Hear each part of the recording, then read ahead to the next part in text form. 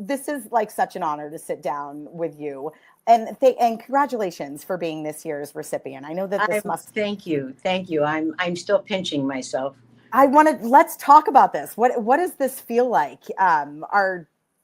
Before you actually receive this award, I want to use this as an opportunity to just take this all in before the fanfare. So tell me how you're feeling. It's surreal. I mean, I really don't know another word to fit the feeling. It's so overwhelming and exciting, and it was completely unexpected. So I'm still, processing this amazing gift. How did you find out? Did they just? Well, I was at an event, and my manager and Deborah from this beautiful organization said, "Well, we're going to honor you this year." And my manager Valerie said, "Yeah, I have the email." And and then I had to go to a red carpet and talk about this wonderful charity. So it was this combination of all different things at one time.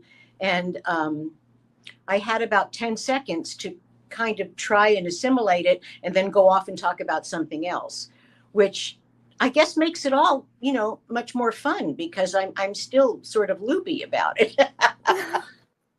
I can imagine. I can imagine getting that. Number one, I'm very much in the gestation stage of my career. So just even observing your body of work is incredibly impressive. I did some of my research, and you were absolute delight. I want to let you talk about it a little bit more, but I want to ask you before we really sink into this conversation. This particular recognition from a festival that is dedicated to empowering women in film and television, what does that mean to you personally, where you're at? Oh my gosh, it's the icing and the cherry on the cake, because I've been around a long time, and I've watched the progress. I've had to deal with a lot of what women have gone through in terms of breaking the glass ceiling. And I'm so thrilled to see the progress, but even more than that, the availability to go further through organizations like this and through women trying to help other women, and they've got the power to do that. For a long time, this was always a goal for everyone, but there was no one who had, enough juice to make it happen. And now there are so many wonderful, powerful professional women who are opening all these great doors for artists who need to be seen and heard and appreciated. And to me, that's extraordinary and really the best part of it all. Yeah, it's as I observed this incredible body of work, I imagined that must have been such a journey. Even in 2025, there are still so many humps. I find it as a performer. I had the graduation date of the when I graduated from college, and my manager was like, "Careful, that'll age you. People will know you're over 40." Oh. I'm like, "Wait a minute, I forgot about the shame that's supposed to happen when I'm over 40." And I wasn't necessarily taking that on. I'm like, "Oh, I get it. In order for me to work, I need to hide that I'm over 40." It's really, ageism for women is far worse than for men. In fact, I don't even know if there is that much ageism for men, because they become more interesting and women become old. So it's like this really kind of strange thing where I was so young when I did Saturday. I think it was 22 when I made Saturday Night Fever. And, it doesn't occur to you that that's ever going to be an issue, especially when you're very young. And as I continued to work, and I say, I went from ingenue to grandma, which is great. And the longevity is a blessing. But you start to see sort of how the industry looks at women who are over 40 over 50. And then I don't know if, they write a role in that's a great role and not just, someone that needs to be there to fill the storyline. It's far and few between, but it happens. It's happening more now, I think, than it did. So I'm always grateful when I see a great part for someone in my age range, which I don't know where that is yet, but it's such a good point. And I even as a woman in her mid 40s, who I feel like just launching in my career, I'm so much more inspired by the generation before me to think, can I have the longevity in the theater, in this industry when my career did not begin at 20? And I jokingly say to my friends when I was a little kid, you know how everybody wants a superpower? And I'm like, when I was a little kid, I always wanted to be invisible. Like, you could fly or be invisible. And then I'm like, then I turned 45 and my dream came true. I had no idea. Not the invisibility you want. No. Yeah, exactly. But this is a great segue because you mentioned Saturday Night Fever, and I want to make sure I have a clip of this, and I want to make sure our audiences see this clip. And we'll talk a little bit about it after it, but you really created this iconic role with Annette. And for those of you who have not seen Saturday Night Fever, well, you're a disgrace to that. No, I'm just joking. Join me.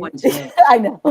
Everybody must see this. Like, this is like, you can't be on the planet unless you've seen this film. All right, we'll be back in just a second. Enjoy this.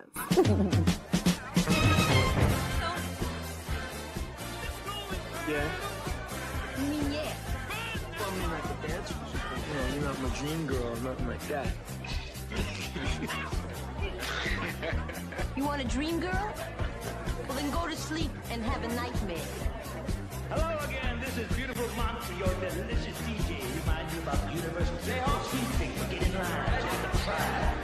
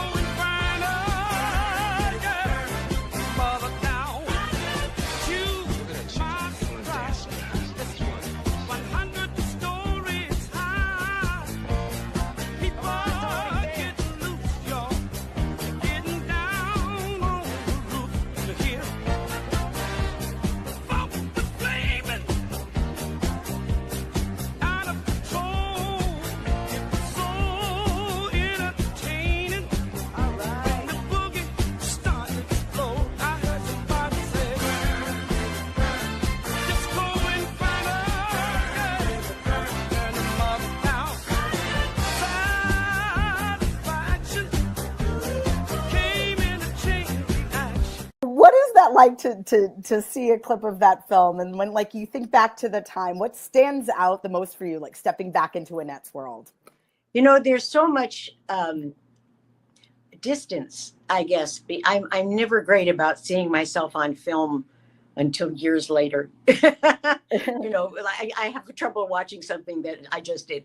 So now I look at that objectively a little bit more, and it's just so much fun for me to see. Especially the dance. I don't think I could even walk in those shoes anymore. But it is in many ways the statement of the 70s. It's kind of like what Rebel Without a Cause was to the 50s. This is kind of that to the 70s in a sense that it really marks a very definite time and place. Yeah. Do you think that story, the film in general, would be told differently if it were made today? Do I think the film is, I'm sorry.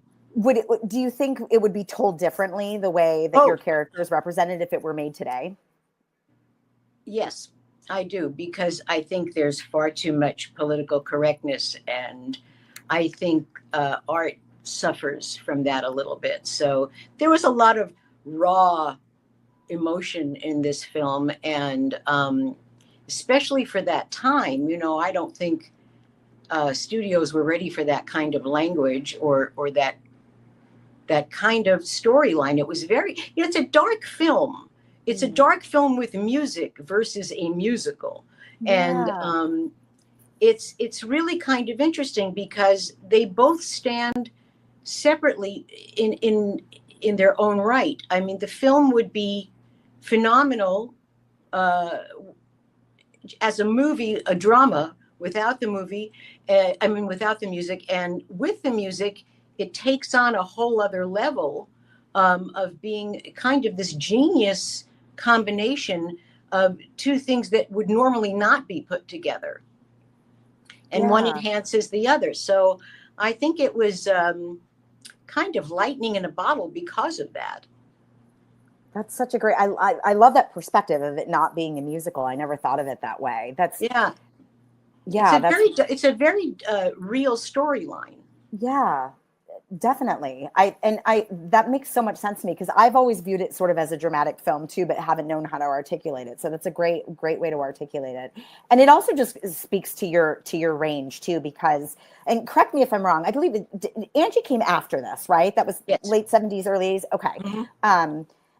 But you do such a great job of like transitioning from that dramatic role to now being in the sitcom platform. I'm wondering if you'll speak a little bit on that.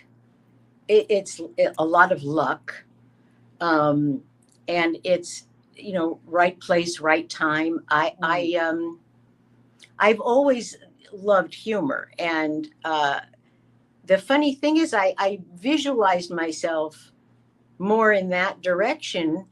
Not that I didn't love the other direction, but I didn't know if I would be perceived to be the right person to put in that. So it kind of happened in reverse, which I was so lucky because people were surprised that I could do comedy versus I thought they'd be surprised if I could do drama. So, you know, I don't know. There's no roadmap. I think I was just really fortunate to have done the film first and then Angie. And to this day, I'm so blessed that I get to do both still. Sometimes I don't get pigeonholed too much. That really is awesome. I need our audiences though too. I do have a clip of Angie, and it's one of my favorites. So okay. Let's show how Donna transitions incredibly well. You nailed the sitcom platform for sure.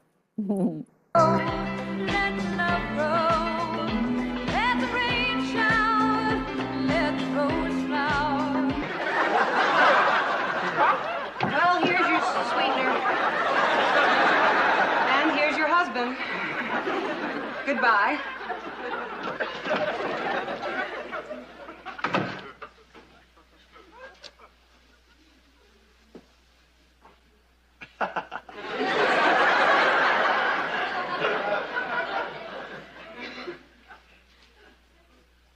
No, Angie. I know what you're thinking. No, honey. No, you're wrong. I'm not thinking anything. I trust you, Brad. Oh, Brad, I trust you. You just happened to come in right at the very moment. Hey, you don't have to explain. I know that there is a good, logical reason for what I saw. There is. What is it? She made a pass at me. Oh, yeah, she made a pass and you caught it. No, it wasn't like that. I am not interested in Karen Anders. That kiss looked interested to me. Well, wait a minute. Now, I didn't kiss her. She kissed me. How was it? Not bad. In case you forgot, I'm married. Yeah, but I don't look like Karen Anders. I didn't marry anybody that looked like Karen Anders. Don't rub it in. I married some spicy meatball. They're all that I want. Come on. You mean to tell me you weren't attracted to her even a little bit? Nope. A lot. Oh. There's no contest. Come here, kiss me. No. Oh, come on. No. Come on. No. Come on. I can't. Why? I just can't kiss a man wearing lipstick.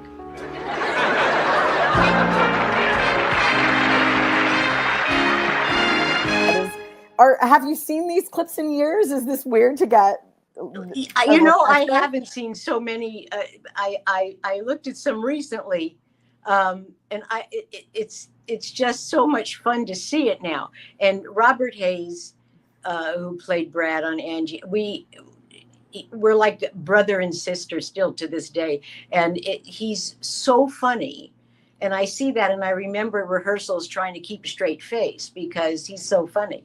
And but you know, it was just this amazing time. Gary Marshall produced it, and he had all the hit shows of the time on the air, and best writers, best directors.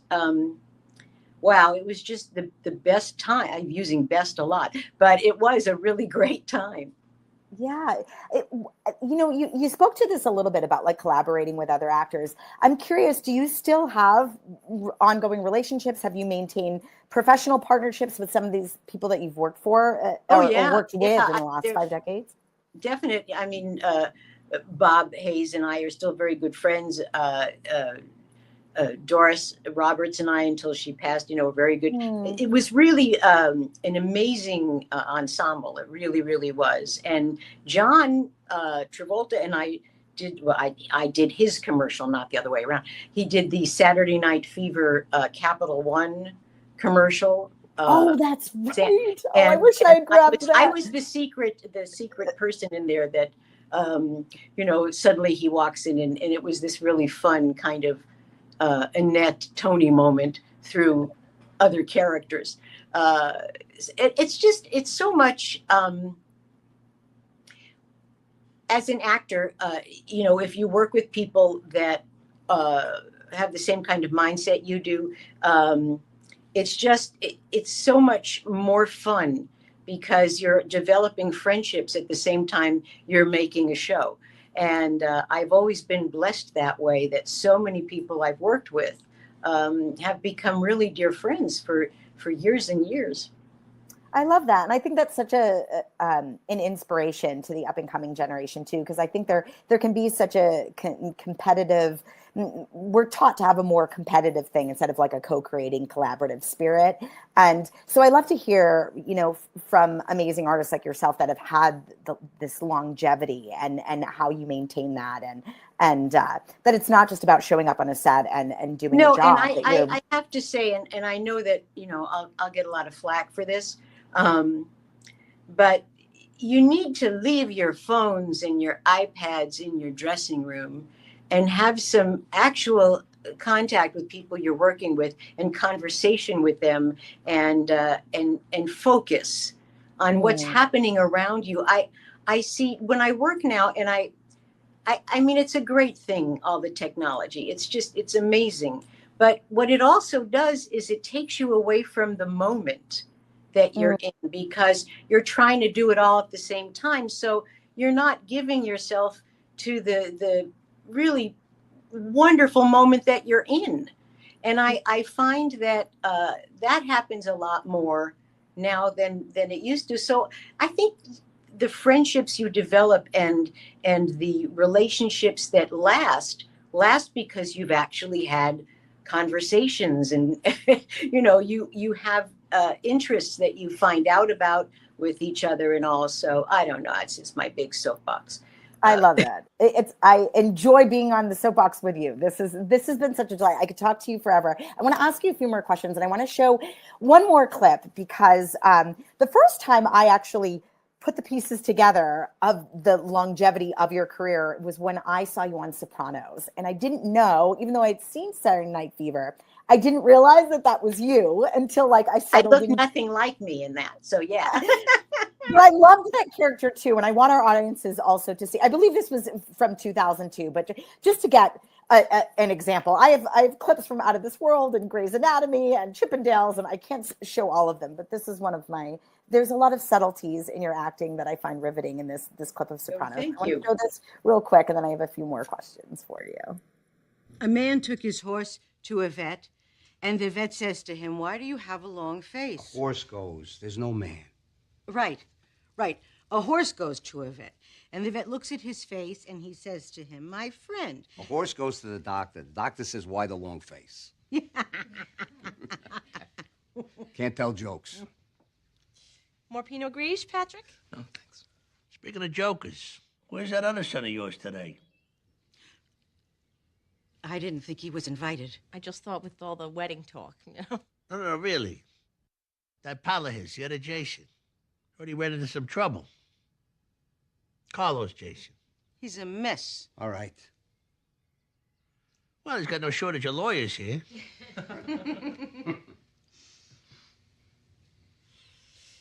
Tell him Patsy needs a refill. No, don't, huh? Sit down.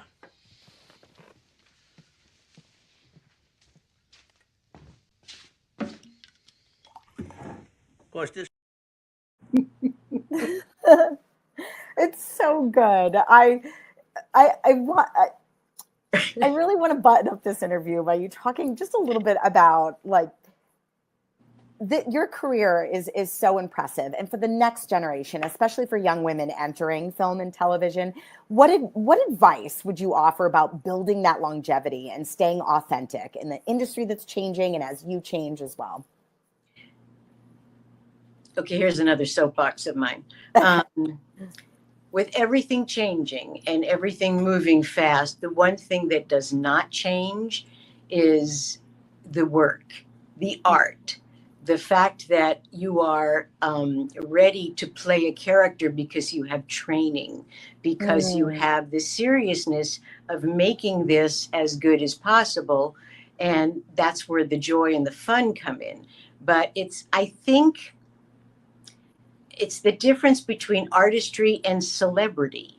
If you go into this to be rich and famous, okay, I that may happen. If you go into this to be an artist and to work on what that is and to get the joy from being able to create all these wonderful characters, and do various kinds of characters and work and all of that, you're going to succeed way faster and better and have more of an understanding of what it means to do this. I see a lot of very young performers now who really don't focus on the work, and but there's many that do, more do than don't, but and that upsets me because there's such a desire to be famous more than to be an artist. So that if you go with the art, I think you have a better shot. I love that. Yeah, I was having a conversation with a young filmmaker, and her name I will keep anonymous, but there was a lot of reference to content. She kept sharing that when I'm creating content, and I thought, when I talk to the older generation, they talk about cinema, they talk about art. They're not using that word content. And I think that that's part of, we're just creating what will get more likes, more buzz, more, and you're right. I think content pulls away from the art, the word content. See, I had to for a moment realize what you meant by content, because my brain doesn't go there. And not because it's not a correct word to use. It's because it's not so much in my vocabulary, only because I come from a different school. And now I think it's harder for young performers because of what you're saying. They're so forced to be a part of the social world, all of the stuff that goes on with influencers and all of those things that are happening simultaneously that are kind of becoming so important and topical, and all of the social media that kind of pushes people to go there, as well as train for whatever part of the craft you want to be in. So it's a lot. I mean, people are kind of forced now to do both. But I think ultimately people have a vote in their own lives. And if you want to step back and say, I need to go to class, I can't really do this. Go to class. I love that. I ask myself as an artist all the time, what is the need of the time, as opposed to just like chasing the next, booking. What do we need as artists to be cultivating and putting out in the world? I've always said that when, I occasionally I'll teach, and I'll say to these young students, who have this huge desire to be actors, I say, it's not something you want. It's not enough to want it. You have to need it. You have to need to do this to be who you are. Oh, so yeah. I think that's the lane to get into, and just stay really focused, because you're going to have a ton of voices coming at you. Just stay focused. That's an incredible button to end this conversation. It has been such a delight to talk to you. Congratulations again. Thank you so much. This has been great fun, and I love seeing those clips. Oh, I love it too. Your work does inspire across generations, and I can't wait to celebrate you on the 19th. Please join us in celebrating Donna Pescow at the La Femme Film Festival on October 19th. You're amazing. Continue to do amazing work. This has been We'll so work much fun. together someday. Yes. You heard that here. I have that recorded. Hear that, universe? I'll sign it. Thank you, Donna. I appreciate My pleasure. it.